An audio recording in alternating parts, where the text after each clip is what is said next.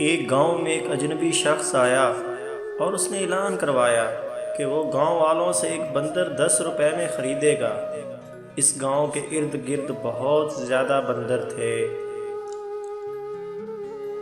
دیہاتی بہت خوش ہوئے، انہوں نے بندر پکڑنا شروع کر دیے۔ اس آدمی نے 1000 بندر 10 روپے کے بدلے میں خریدے۔ اب گاؤں میں بندروں کی تعداد کافی کم ہو چکی تھی۔ چند ایک بندر باقی تھے جنہیں پکڑنا دشوار ہو گیا تھا۔ اس وقت تاجر نے اعلان کیا کہ وہ بندر 20 روپے میں خریدے گا۔ اس سے دیہاتیوں میں جذبہ نیا پیدا ہو گیا اور ایک دفعہ پھر انہوں نے بڑی قوت سے بندر پکڑنا شروع کیے۔ چند دن بعد بندر اکا دکا ہی نظر آتے اور اس نئے آئے ہوئے تاجر کے ایک پنجرے میں تقریباً 1300 بندر جمع ہو چکے تھے۔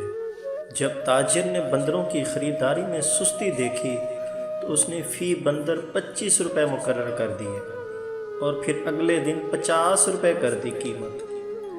اس قیمت میں اس نے صرف 9 بندر خریدے۔ اب جو بھی بندر انسان کی نگاہ کی زد میں آتا وہ داخل زندان کر دیا جاتا۔ اس کے بعد وہ کام کے سلسلے میں کسی دور دراز شہر میں چلا گیا اور اس کا اسسٹنٹ کام سنبھالنے لگا۔ اس کی غیر موجودگی میں اس کے اسسٹنٹ نے دیہاتیوں کو جمع کر کے کہا، بڑے پنجرے میں تقریباً 1450 جانور ہیں جو استاد نے جمع کیے ہیں۔ میں ایسا کرتا ہوں کہ تم سب کو یہ بندر میں 35 روپے کے حساب سے بیچ دیتا ہوں۔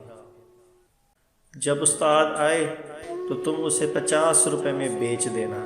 دیہاتی بہت خوش ہوئے اور انہوں نے اپنی ساری جمع پونجی خرچ کر کے تمام بندر خرید لیے۔